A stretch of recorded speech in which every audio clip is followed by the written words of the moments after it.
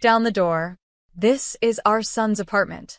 The pounding shook the frame, each thud echoing like a memory I'd tried too long to bury. I stood on the other side of it, barefoot, the morning light spilling across the floor like an accusation.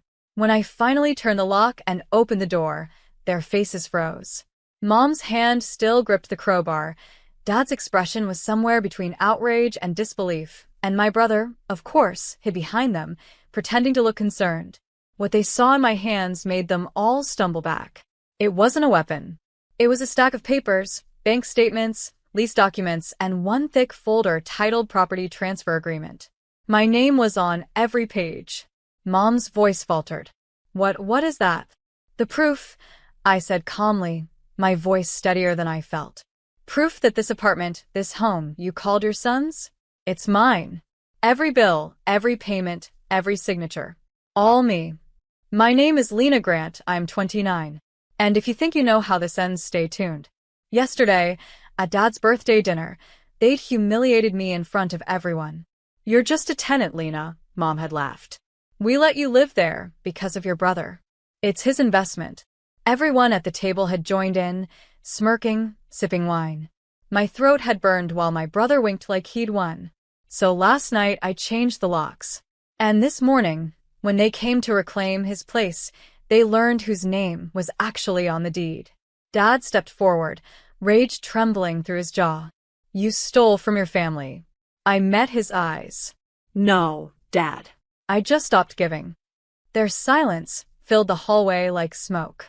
I watched them lower the crowbar, finally realizing the door they tried to break down had never really belonged to them at all. Dad's voice cracked the air. "You ungrateful child. We raised you. We paid for everything you have." I almost laughed. "You mean what I paid for with every double shift since college? Or the mortgage you forgot to pay when I was 21, and I covered it so you wouldn't lose the house?" The papers in my hand fluttered as I spoke. The sound of truth, thin, sharp, undeniable. Mom's expression hardened, the kind that used to silence me as a teenager. "You can't speak to us like this, Lena. We're your parents." "I'm aware," I said. "That's why I kept forgiving you long after you stopped deserving it." Behind them, my brother, Carter, looked pale, almost offended that his usual charm wasn't working. "You made this about money," he sneered. "You made it about ownership," I countered. "And I just reclaimed mine." They stood in stunned silence as I moved past them, setting the documents on the hall table. "I didn't steal your son's apartment, Mom. You lied about who bought it. I signed every paper you told me to trust you with. You used my savings, my credit, and my name. So please, explain again how this belongs to Carter."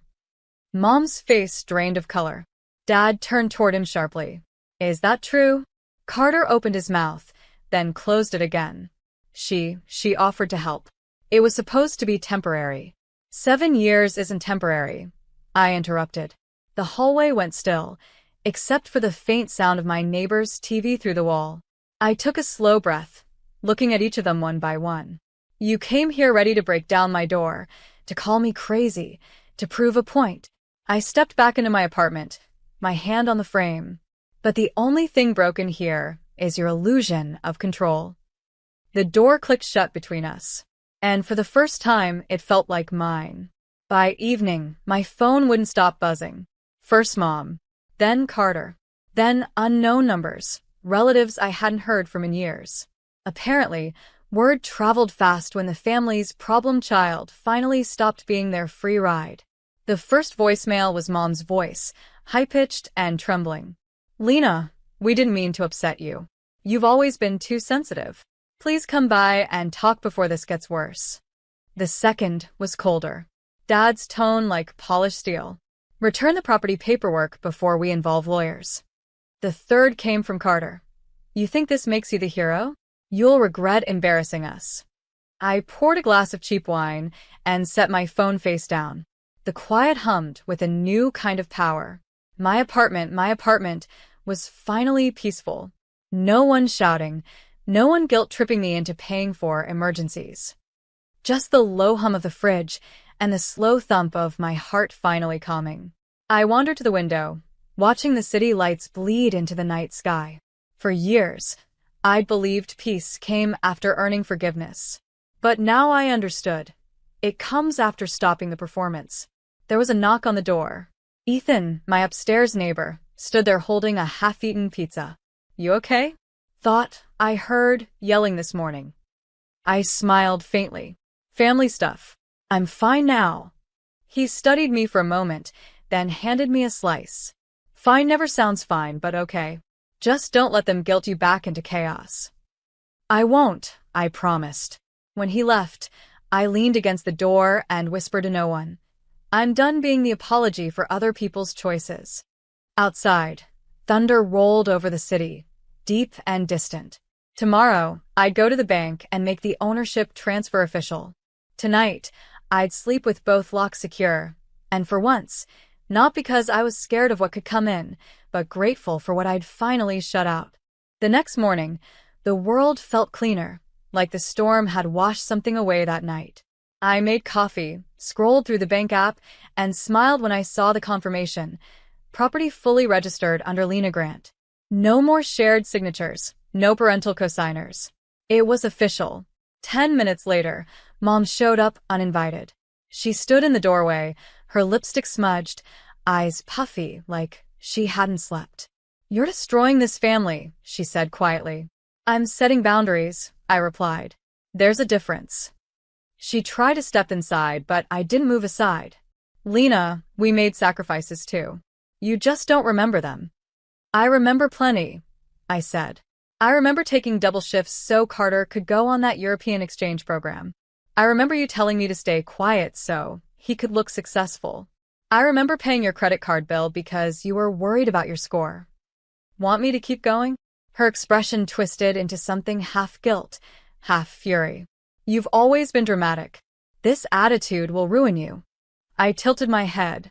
"You mean ruin your control?" She looked at the floor. For a moment I almost softened, almost. But then she whispered, "Your brother's business is struggling. The least you could do is transfer the apartment to his name.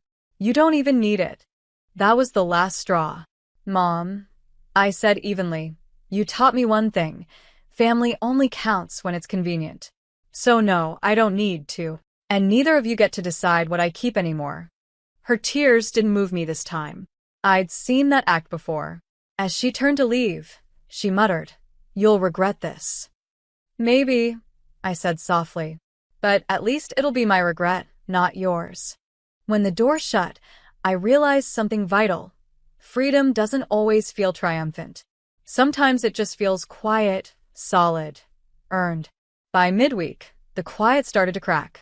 Not from guilt, but from the ripple effect of exposure. Carter had taken to social media, posting vague quotes about betrayal from within and family snakes. His friends, most of whom were my old classmates, filled the comments with sympathy. I read them all, each line a tiny cut I no longer bled from. Then came a call from my aunt. "Honey, what's going on? Everyone's saying you cheated your brother out of his apartment." I let out a breath. "Aunt May, you know that apartment? I bought it. Every cent came from my savings." She hesitated. "They said you're unstable, that you're making things up." Of course they did. That's how gaslighting sounds. Clean, polite, perfectly practiced. That night, I printed copies of the deed, receipts, and transfers. Facts had become my shield.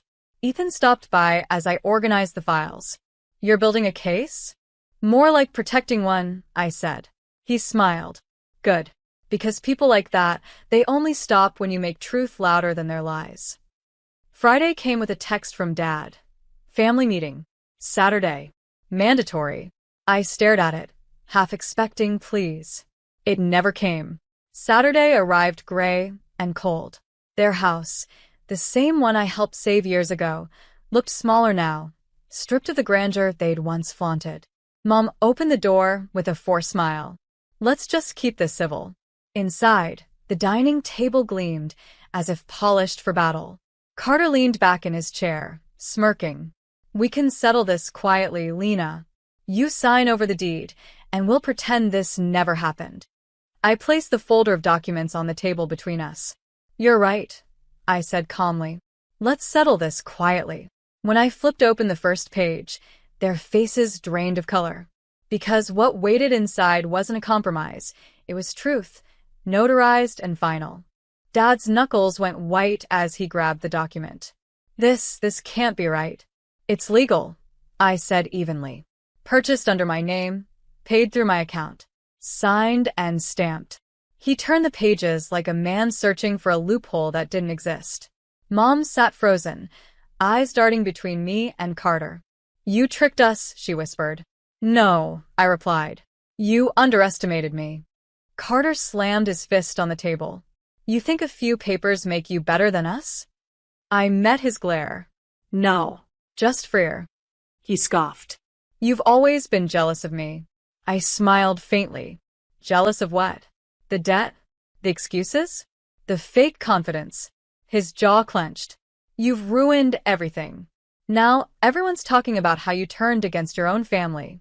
I leaned forward, my tone soft but cutting. I didn't turn against family. I just stopped being your safety net. Mom suddenly stood, her voice trembling. Lena, please. We can't afford to lose that apartment. Your brother's business is failing. He needs collateral for a loan. I felt something inside me click, a calm that only comes when a wound finally stops bleeding. That's not my problem anymore. Dad rose too, veins pulsing at his temple.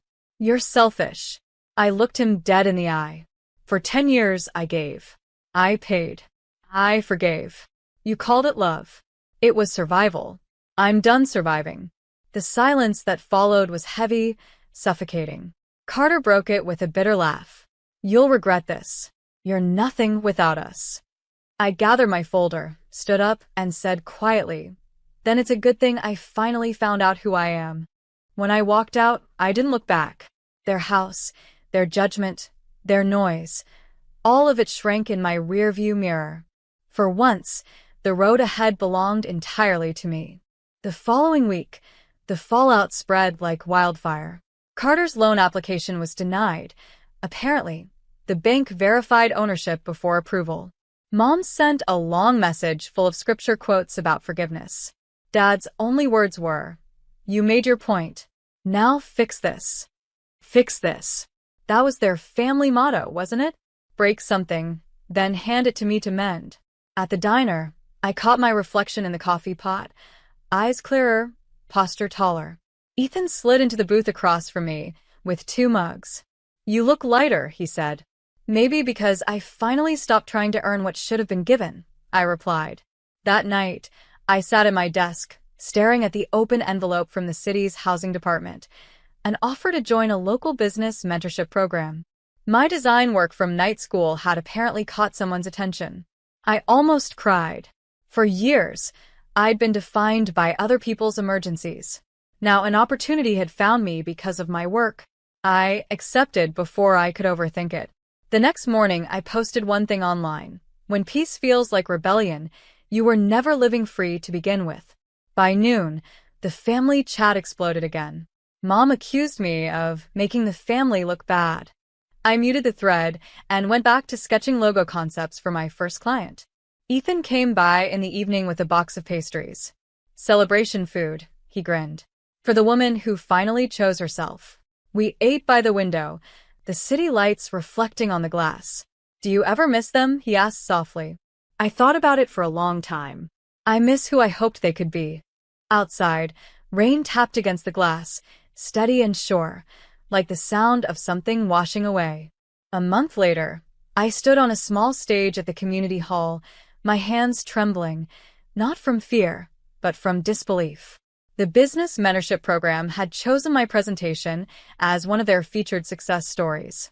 My slides displayed sketches from late nights, diner breaks, and tired mornings, all the pieces of a life I built while everyone told me I was wasting time. When it ended, the audience applauded.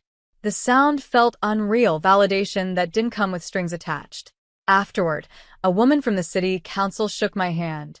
Your story resonated with so many people, she said. We'd like you to mentor the next group.